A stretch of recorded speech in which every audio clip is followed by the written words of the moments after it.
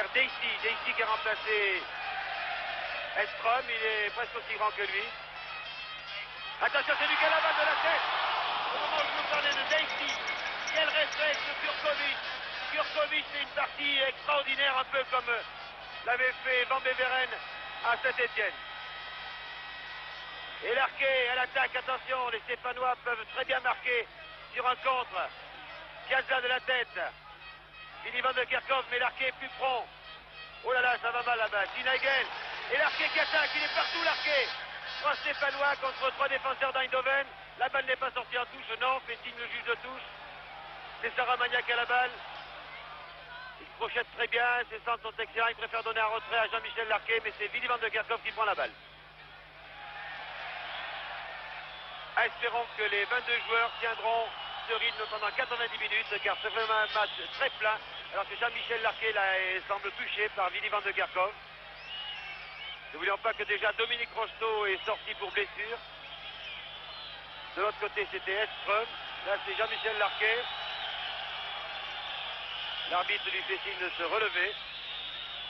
Mais je pense que c'est involontaire. De toute façon, le match a été très correct. Il n'y a pas eu de brutalité. Pas de carton jaune alors que Eindhoven repart à l'attaque par Decker. René Van de Kerkhoff. Voilà une tête là complètement ratée. Et oui, il n'a pas l'air très content. C'est Lopez qui a finalement réussi à le contrer. Alors que Dalquis s'échauffe toujours. Je pense qu'il va effectuer son entrée en jeu, Dalquis. C'est le deuxième changement pour l'équipe d'Eindhoven qui ne pourra donc plus en effectuer. On a droit à 2 changements en Coupe d'Europe. L'arbitre n'a pas vu que Dalquis était prêt à entrer en jeu. Et c'est Jean-Dion qui va effectuer la remise en jeu. Voilà, c'est fait pour Battenet. Aïe, aïe, aïe, Battenet pour Jean-Dion. Oui, Jean-Dion la récupère heureusement. Battenet. Ah, il est en cours du terrain, Battenet. René Van de Kerkhoff. Battenet est revenu déjà. Van der Kuylen, attention à sortir du gauche. Bien joué là de la part de Lopez. Et les Stéphanois repartent par Saramagna. On attaque des deux côtés, c'est un match extraordinaire, quoi, digne d'une finale. Oui, une faute de Porfit sur Saramagna, mais ce n'est pas grave. Et je pense que maintenant le changement va s'effectuer, que Dalquis va pouvoir entrer en jeu. Qui va-t-il remplacer?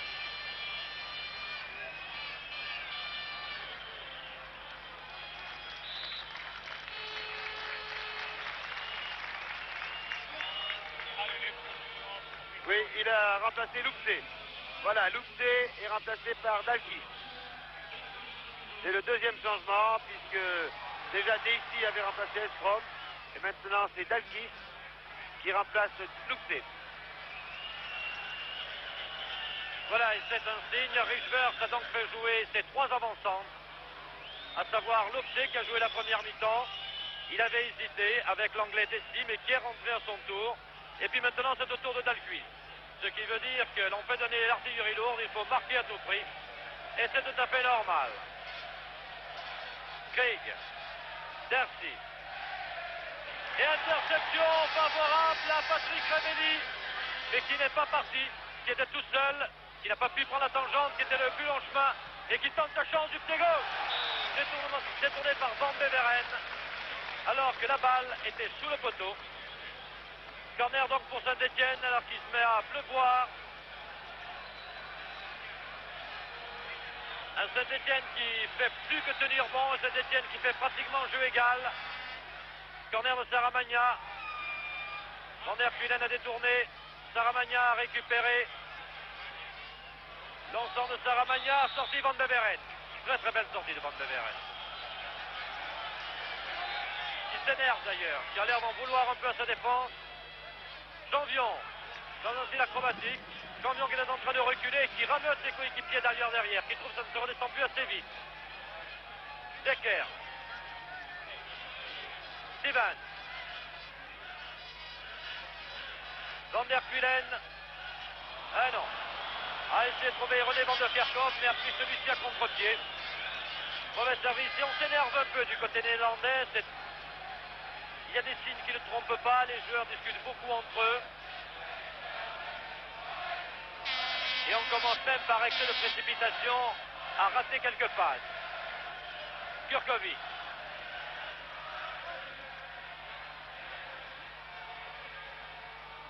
Dessy n'a pas eu le dernier mot. Saramagna, rabat de la tête.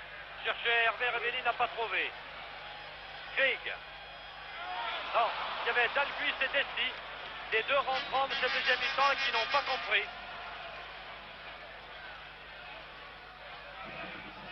Oui, la première intervention pratiquement de Dalguis pour mettre cette balle en touche.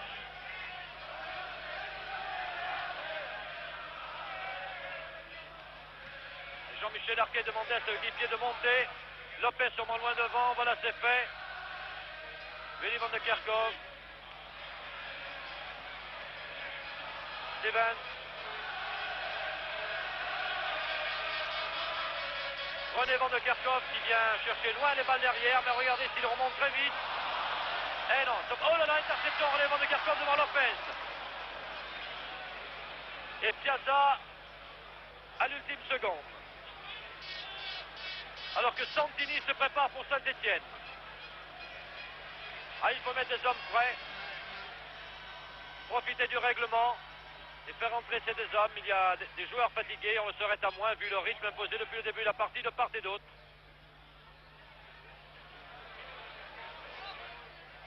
Willy van de Kerkhoff qui part tout seul sur l'aile droite, se trouve en position d'ailier droit, centre en retrait.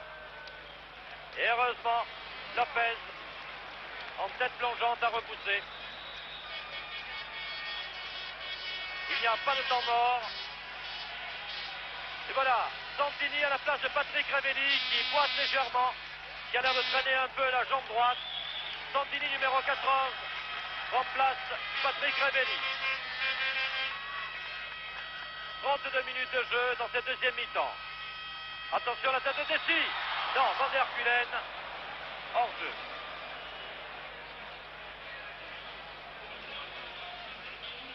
Et oui, et ce remplacement de Patrick Revelli par Santini note que l'entraîneur stéphanois Robert Herbin joue maintenant le match nul. Enfin, pense que son équipe va se qualifier en faisant match nul ici, car vous savez que Santini est un défenseur au milieu de terrain, alors que Patrick Revelli est un attaquant. Donc il a renforcé sa défense, car il ne reste plus que 13 minutes à jouer. Oui, 13 minutes, même 12 minutes et 30 secondes. Encore 12 minutes à tenir, et les Stéphanois seront qualifiés pour la finale de Glasgow, la fameuse finale de la Coupe d'Europe. Enfin, on ne sait jamais, peut-être que les Stéphanois vont marquer un but. Ce serait déjà pas mal s'ils réussissaient ici le nul 0-0. Toujours 0-0, donc à maintenant 11 minutes de la fin. Attention à Van der Kulen. Oui, un dégagement vraiment inextrémiste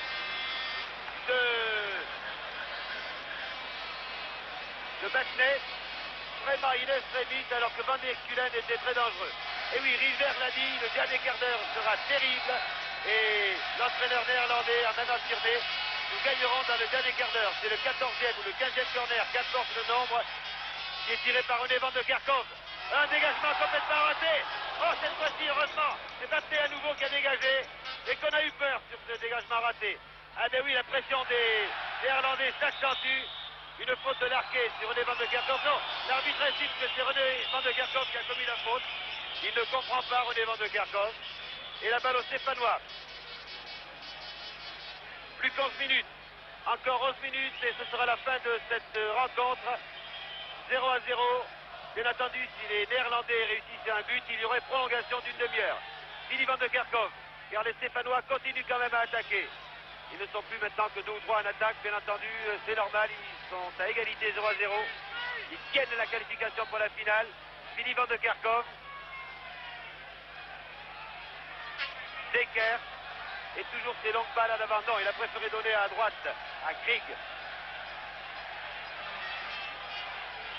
Voilà les longues balles en avant, car le remplaçant d'Estrom est lui aussi très grand. Daisy, un tir à côté.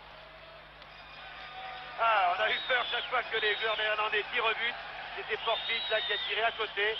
Kurkovic dit à ses joueurs, fait signe à ses joueurs de se calmer, car c'est maintenant que se joue la qualification pour la finale de la Coupe d'Europe.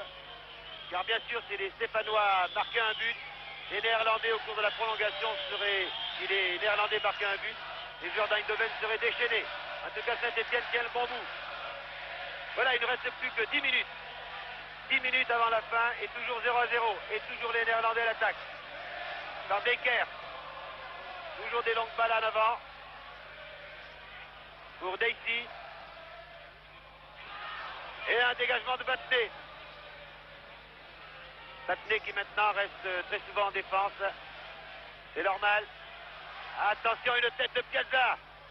Et une remise à nouveau de Daisy. Forfait. À droite. Pour Krieg. Et on dégage. Encore Battenet. Ah, le jeu maintenant est décousu. Willy van de Kerkhoff. Une équipe Eindhoven qui va tout prix marquer un but. Saint-Etienne qui s'accroche bec et ongles à ce match qui le qualifie pour la finale. Ça va être dur. Dalkis, position d'ailier droit. Il tente du gauche. Attention à la tête du numéro 3. Oh, bravo Kurkovic sur cette tête. Ah, le Stevens. Car maintenant, bien sûr, tous les Néerlandais sont à l'attaque. Dégagement vers Hervé Revelli. Battenet. Sinagel. Et oui, il faut que les Stéphanois tout de même attaquent un petit peu. Car maintenant, il reste un peu moins de 9 minutes. Toujours la balle aux Stéphanois. Parison qui donne un retrait à Kurkovic. Ça va être dur.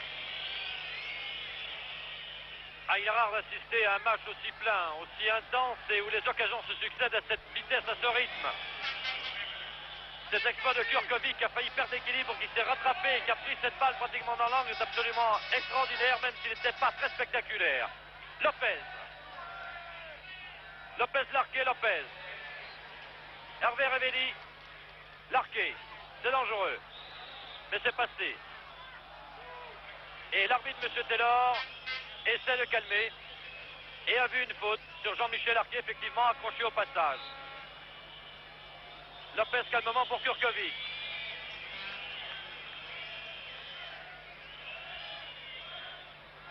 Kurkovic.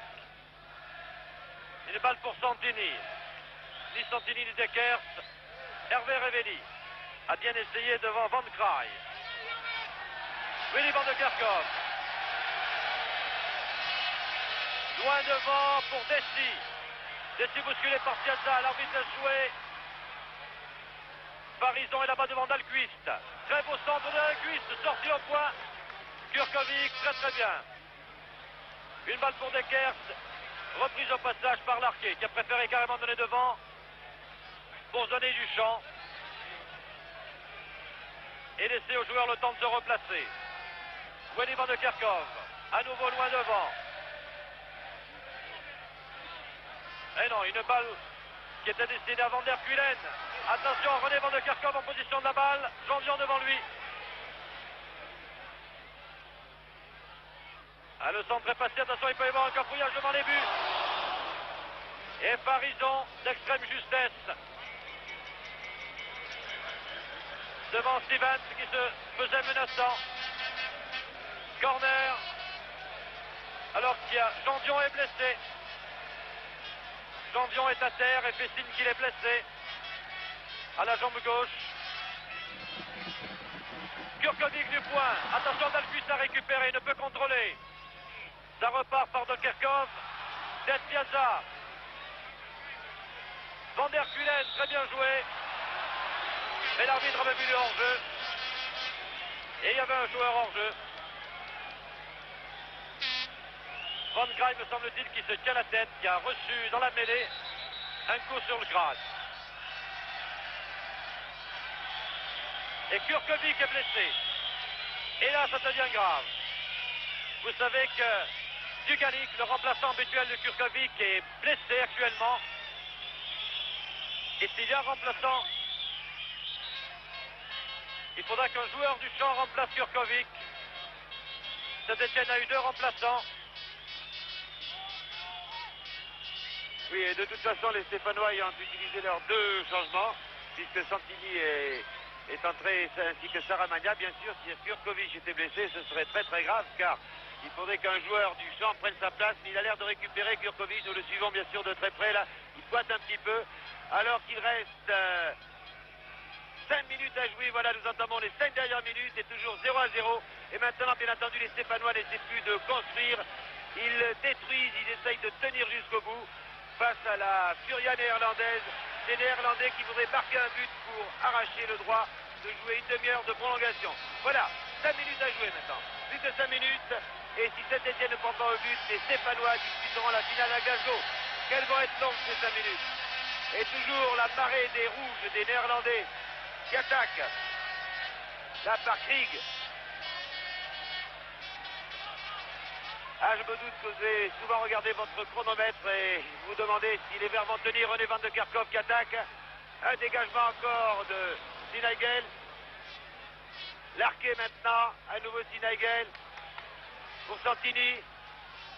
Santini qui a remplacé Patrick Révelli. Et là, je pense que Larqué a eu raison de taper loin en avant. Van Beveren s'avance car, bien entendu, les minutes paraissent s'écouler très lentement pour les Néerlandais. Trop vite plutôt pour les Néerlandais, lentement pour les Stéphanois. Il ne reste plus que 4 minutes. Encore 4 minutes à tenir. Et toujours les Néerlandais à l'attaque. Par René Van de Kerkhoff. Et une tête de Battenet. Extraordinaire en défense. Les Stéphanois s'avancent pour mettre les Néerlandais hors jeu. Larqué très calme, en retrait pour Lopez. Et on dégage loin devant. Il n'y a plus que 2 attaquants stéphanois. Attention à nouveau à René Van de Kerkhoff en position d'ailier droit. Attention à ce centre. Et voilà, je crois que Kurkovic a récupéré car maintenant il ne boite plus. La balle à Santini. Larqué. Qui tape loin en avant. Oui, Saramagna pour Hervé Révelli. Attention. Hervé Révelli, Saramagna. Sinaigel est là-bas. Ah non. Saramagna n'a pas pu donner la balle à Sinaigel. Et à nouveau Van der Kulen qui alerte René Van de Kerkhoff et l'ailier droit. Qui rate le contrôle de la balle. Ah, on respire. Excusez-nous si nous respirons lorsque les joueurs néerlandais font une maladresse. Mais permettez-nous pour une fois d'être un peu partisans, que voulez-vous. Saint-Etienne est à 3 minutes de la qualification pour la finale de la Coupe d'Europe. Et bien entendu, vous-même devant vos récepteurs, comme nous-mêmes sur le stade, ce sont des minutes palpitantes. Il est impossible de ne pas tenir compte des émotions que l'on peut ressentir dans une telle rencontre. D'autant plus que le résultat pour l'instant n'est pas dû au hasard, mais une bonne volonté des Stéphanois qui vraiment ont fait tout ce qu'il fallait faire pour l'instant. Le compte à rebours est commencé pour la fusée de Saint-Etienne en partance pour Glasgow. Mais tout peut arriver. Et attention surtout au faux dans la surface. Battenet a renvoyé. Lopez dégage son camp. Saramagna qui conserve le contrôle. Et c'est Hervé Révelli en position d'ailier droit pour Larqué. Les joueurs nordevennes sont aussi fatigués, ils ne sont pas aussi tranchants en défense qu'il était. Saramagna, attention, mauvais contrôle. Renvoyé par Willy Van de Kerkhoff qui trouve son frère, René Van de Kerkhoff. Les Stéphanois ont joué jusqu'au bout et qu'ils ne sont pas obligatoirement massés en défense. Sinaigel repart. Il reste 2 minutes. Un peu moins de 2 minutes à jouer. Et ce serait la qualification pour la finale pour Saint-Etienne. La première fois pour un club français. Et ne vendons pas la peau de l'ours, en l'occurrence celle des Néerlandais. Attention, il y a eu un départ de Dekers. Tout le monde réclame le hors-jeu, l'arbitre laisse jouer. René Van de Kerkhoff, contré une première fois par Parison. Et corner. Corner, un des derniers sûrement de la partie, c'est là une évidence. Tiré par René Van de Kerkhoff. Pratiquement toute l'équipe néerlandaise est dans la surface de réparation.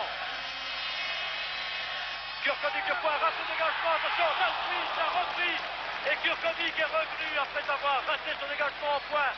Kurkovic accomplit un véritable exploit en revenant se servir de cette balle. Alors que Dalpuis avait le bout, regardez, Dalpuis surgit et Kurkovic. Magnifique action de Kurkovic qui a repris sa faute, qui s'est racheté de sa faute initiale. Il reste 1 minute à jouer. 1 minute pour les Stéphanois pour être en finale de la Coupe d'Europe contre vraisemblablement le Bayern qui a gagné ce soir les dernières actions d'Eindhoven alors que les gens quittent déjà le stade. Sinaigel essaie de repousser. Attention, l'arbitre a sifflé un hors-jeu. Jean-Michel Larqué attend pour savoir ce qu'il va faire. Les secondes sont précieuses, le chronomètre tourne. Il cherche Saramagna à l'aile droite. Saramagna sûrement devant. Oui, Santini hors jeu. Mais Santini essaie de récupérer le ballon. Et une petite lutte avec Van Beveren, bien entendu, dans l'intention Santini de perdre un peu de temps. Van Beveren l'a compris. Au chronomètre, le temps est terminé. L'arbitre discute avec Lopez et laisse jouer une des toutes dernières attaques. Van Beveren. Attention devant le but de Saint-Étienne jusqu'au dernier moment. Renvoi de Piazza. Renvoi de Piazza en touche. Un dégagement maintenant pour Saint-Étienne.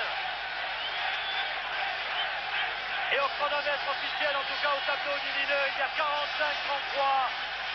L'arbitre va déborder de quelques secondes, sans doute pour l'arrêt de jeu consécutif à deux blessures. Saramagna aux prises avec Philippe Van de Kerkhoff. Tout le monde est debout devant nous maintenant, bien entendu. Van Beveren lance désespérément devant. Bassner repoussé. Deckers essaie de relancer pour Eindhoven. Parisson. L'arbitre ne siffle toujours pas. Nous sommes à 46. Nous avons passé le cap des 46. Il est étonnant que cet arrêt de jeu ait dépassé tout à l'heure la minute. René Van de Kerkhoff. René Van de Kerkhoff essaie de trouver un de ses avant-centres. Attention. Oui, Piazza. Piazza du pied droit. Et l'arbitre ne siffle toujours pas. Alors que nous en sommes au tableau lumineux à 46-24.